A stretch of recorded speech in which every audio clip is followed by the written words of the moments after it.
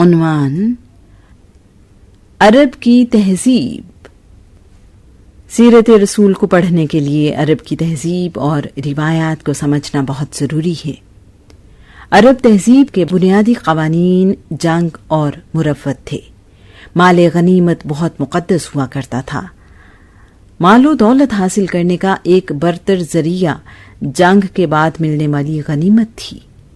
عرب مروت سے 3 معنی مراد لیتے تھے: مہمان نوازی، مظلوم کو پناہ دینا، اپنے قبیلے کے قوانین کا احترام کرنا۔ عرب ایک قبائلی معاشرہ تھا۔ قبیلہ ان کے لیے سب سے بڑھ کر تھا۔ عرب میں تنہا یعنی قبیلے کے بغیر رہنے کا کوئی تصور ہی نہیں تھا۔ قبیلے کے بغیر زندگی ناممکن تھی۔ اگر کوئی قبیلہ اپنے کسی فرد کو نکال دیتا تو کوئی دوسرا قبیلہ اسے قبول کرنے کے لیے تیار نہیں ہوتا تھا۔ دین، مذہب، صحیح یا غلط، ظلم یا مدد، سب کا انحصار قبیلے پر تھا۔ اگر قبیلے کا کوئی شخص، خواہ وہ ایک بچہ ہی کیوں نہ ہو، کسی کے لیے پناہ یا ذمہ داری کا اعلان کر دیتا تو سارے کا سارا قبیلہ اس عہد کا پابند ہوا کرتا تھا۔ اس پناہ کی تصدیق قبیلے کے سردار یا قبیلے کے عمائدین سے کروانا بھی ضروری ہوتا تھا۔ وعدہ اور اس پر قائم رہنا عرب کے لوگوں کے لیے جان سے زیادہ عزیز تھا۔ عرب مظلوم کو پناہ دیتے تو اس کے لیے اپنی جان کی بھی پرواہ نہیں کرتے تھے۔ ان لوگوں کی نظر میں مظلوم وہ تھا جو اپنے قبیلے سے نہ ہو، کسی دوسرے قبیلے سے ہو اور پناہ مانگ رہا ہو۔ ہر کسی کے لیے اپنا قبیلہ باقی قبیلوں سے بڑھ کر اور اعلیٰ تھا۔ قبیلے کا سردار پورے قبیلے پر بھاری ہوتا تھا۔ مال غنیمت کا 1/4 قبیلے کے سردار کا حصہ ہوا کرتا تھا۔ اس کے علاوہ تقسیم سے بچ جانے والا مال بھی سردار کا ہوا کرتا تھا۔ سردار کی اطاعت قبیلے کے ہر فرد پر لازم تھی۔ قبائلی عصبیت اپنے عروج پر تھی۔ اگر کوئی شخص اپنے قبیلے کی مخالفت کرتا یا ان کے مزاج اور خیالات سے مختلف ہوتا تو اپنے ہی قبیلے کے لوگوں کا اس پر ظلم و ستم جائز سمجھا جاتا تھا۔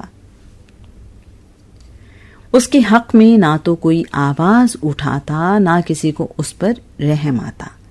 اگر کوئی قبیلہ اپنے کسی فرد کی ذمہ داری سے ہاتھ اٹھا لیتا تو یہ ایسے تھا جیسے اس کو سزائے موت سنا دی گئی ہو۔ قبیلے سے علیحدہ ہو جانے والے فرد کی شناخت رہتی تھی، نہ زندگی کی ضمانت۔ اب اگر اسے قتل کر دیا جائے یا غلام بنا لیا جائے تو بھی کوئی اس کی مدد کے لیے یا بدلہ لینے کے لیے نہیں آئے گا۔ کوئی انسان قبائلی پناہ میں نہ ہوتا یا بھولا بھٹکا ہوتا تو اسے غلام بنا کر بیچ دیا جاتا تھا۔ زید بن حارثہ کو اغوا کر کے غلام بنا لیا گیا۔ غلامی کا مطلب تھا کہ اب وہ انسانوں کے درجے سے نکل کر جانوروں سے بدتر زندگی بسر کرنے پر مجبور ہے۔ مسافر کو راستہ دکھاتے دکھاتے قید کر لیا جاتا۔ سلمان فارسی کو یثرب کا راستہ دکھاتے ہوئے غلام بنا لیا گیا۔ غلاموں کی منڈیاں لگتی تھیں اور خرید و فروخت ہوتی تھی۔ غلام کو قتل کرنے کی کوئی سزا نہیں تھی۔ مالک کو اس کی سانسوں پر بھی حق حاصل تھا اور اس کے جسم پر بھی۔ غلام پر ظلم کرنا مالک کا حق تھا۔ غلام کی اولاد پیدائشی غلام ہوتی تھی۔ مالک سے بھاگ کر آزادی حاصل کرنا بھی ممکن نہیں تھا۔ آزادی کا واحد راستہ غلام کی قیمت ادا کرنا یا اس کے بدلے میں غلام دینا تھا۔ کسی غلام کے لیے خود ایسا انتظام کرنا ممکن نہیں تھا۔ عرب میں 3 چیزیں بدبختی کی نشانی سمجھی جاتی تھی: اجنبی یا کمزور ہونا، غلام ہونا، سیاہ فام ہونا۔ عرب معاشرے میں اگر کوئی شخص قتل ہو جاتا تو مقتول کا قبیلہ قاتل کے قبیلے سے قصاص لیتا تھا، نہ کہ اس قاتل فرد سے۔ ان کا عقیدہ تھا کہ جب تک مقتول کا بدلہ نہ لیا جائے اسے سکون نہیں ملتا اور اس کی روح الو بن کر بیابانوں میں بھٹکتی رہتی ہے۔ وہ روح ہر وقت پیاس پیاس کہتی رہتی ہے۔ جب اس کے قتل کا بدلہ لے لیا جائے تو اس روح کو سکون مل جاتا ہے۔ اسلام سے پہلے قتل کرنا گناہ نہیں سمجھا جاتا تھا۔ اگر کوئی قبیلہ طاقتور ہوتا تو اسے خون بہا 10 اونٹ ادا کر دیا جاتا۔ یہ تھی انسانی زندگی کی کل قیمت۔ قبیلے کے افراد کی تعداد، مال، جانور، اسلحہ، علاقہ اور جنگ کرنے کی اہلیت قبیلے کو کمزور یا طاقتور بناتی تھی۔ طاقت ہی سب کچھ تھی۔ کمزور قبیلے کے لوگ کچھ مطالبہ نہیں کر سکتے تھے۔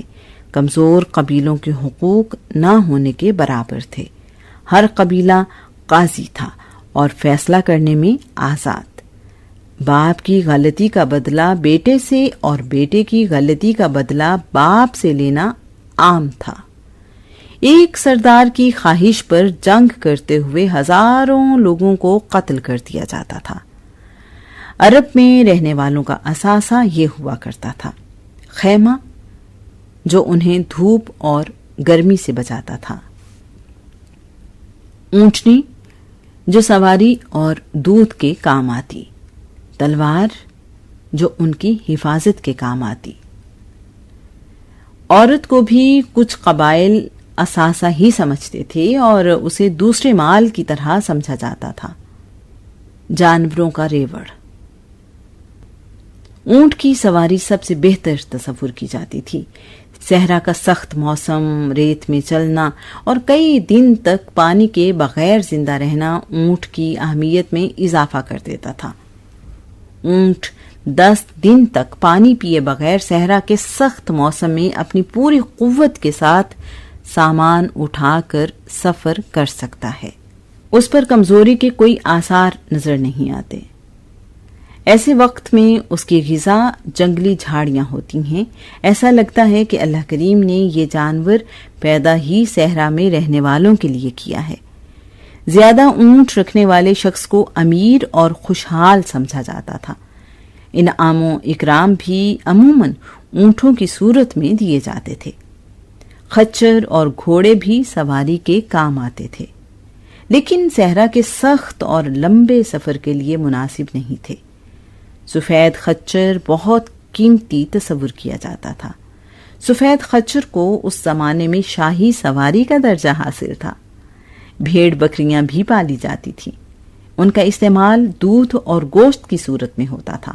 بھیڑ بکریاں تجارت کے لیے نہیں پالی جاتی تھیں۔ عرب میں جانوروں کے ساتھ ظلم عام تھا۔ زندہ جانوروں کو باندھ کر تیر اندازی کی مشق کی جاتی تھی۔ زندہ جانوروں کے جسم سے گوشت کاٹ لیا کرتے تھے۔ جانوروں کی دم اور گردن کے بال کاٹ لینا عام تھا۔ زندہ اونٹ کی کوہان اور بھیڑ کی چربی والی چکی کاٹ کر کھا لیتے تھے۔ اگر کوئی شخص مر جاتا تو اس کا جانور اس کی قبر پر باندھ دیتے تھے۔ ایسے جانور کو کچھ کھانے پینے کے لیے نہیں دیتے تھے، یہاں تک کہ وہ جانور بھوک پیاس سے مر جاتا۔ کعبہ میں پناہ لینے والے کے لیے سب قبیلوں کی پناہ تھی، چاہے وہ قاتل ہی کیوں نہ ہو۔ اسے کچھ نہیں کہا جاتا تھا۔ عرب کے لوگ اپنے سر پر کافیہ یعنی عرب کا روایتی رومال رکھا کرتے تھے۔ یہ سخت موسم سے بچاتا اور ان کے لیے فخر کا نشان بھی تھا۔ عرب میں داڑھی رکھنے کا رواج عام تھا۔ اس کا تعلق کسی دین سے نہیں تھا۔ اپنی چادر یا پاجامے کو لٹکانا اور پاؤں کے نیچے لینا فخر و تکبر کی نشانی سمجھا جاتا تھا۔ عرب کے رئیس اور شرفا بچوں کو دودھ پلانے کے لیے معاوضے پر دایا رکھا کرتے تھے۔ دودھ پلانے والی دائیاں بیٹوں کو اپنے ساتھ گاؤں لے جاتی تھیں۔ بیٹیوں کے لیے دایا گھر پر رکھی جاتی تھی۔ تمام دنیا سے لوگ حج کے لیے مکہ آیا کرتے تھے۔ اس وجہ سے ان کی زبان میں بہت سے دوسرے الفاظ بھی شامل ہو گئے تھے۔ دودھ پلانے کے علاوہ بچوں کو دیہات میں بھیجنے کا مقصد خالص عربی زبان پر عبور حاصل کرنا بھی تھا۔ عربوں کے لیے ان کی زبان ان کا فخر تھا۔ زیادہ تعداد میں شادیاں کرنا ان کی ثقافت تھی۔ عرب میں بیویوں کی تعداد یا حد مقرر نہیں تھی۔ شادی کے لیے دلہا دلہن کی عمر میں فرق کوئی حیثیت نہیں رکھتا تھا۔ لڑکیوں کی شادی چھوٹی عمر 9-10 سال میں کرنا عام تھا۔ دلہن کی عمر بیٹی یا پوتی کے برابر ہونے کے باوجود شادی عام تھی۔ بالکل اسی طرح دلہا کی عمر بھی کوئی معنی نہیں رکھتی تھی۔ عورتیں اپنے ولی کے بغیر شادی نہیں کر سکتی تھی۔ شادی کے لیے سرپرست کی رضامندی ضروری تھی۔ باپ کے مرنے یا طلاق دینے پر سوتیلا بیٹا اپنی والدہ سے شادی کر لیتا تھا۔ عورتوں کے لیے بھی دوسری، تیسری یا چوتھی شادی عام تھی۔ طلاق کا اختیار مرد کو حاصل تھا اور اس کی کوئی حد مقرر نہیں تھی۔ عرب اپنی بیٹی کی شادی اپنے سسرال میں یا اپنے والد کے سسرال میں کر کے سمجھتے تھے کہ انہوں نے اپنی بیوی ماں کا بدل اپنے سسرال والوں کو دے دیا ہے۔ عرب پتھروں سے بنے گھروں میں رہا کرتے تھے۔ گھر عمومی طور پر ایک منزل کے ہوتے تھے، یعنی سنگل سٹوری۔ کچھ لوگوں کے گھر 2 منزلہ بھی ہوتے تھے۔ عرب میں خوشبو کو بہت اہمیت حاصل تھی، یہاں تک کہ عرب پینے والے پانی میں بھی خوشبو کا استعمال کیا کرتے تھے۔ عرب میں عورتوں کے بارے میں مختلف رویہ پایا جاتا تھا۔ کچھ قبیلوں میں عورت کو بڑی اہمیت حاصل تھی، یہاں تک کہ کچھ قبیلوں کی سردار عورتیں تھیں۔ نبوت کا جھوٹا دعویٰ کرنے والی سجاح بنت حارث اپنے قبیلے کی سردار تھی۔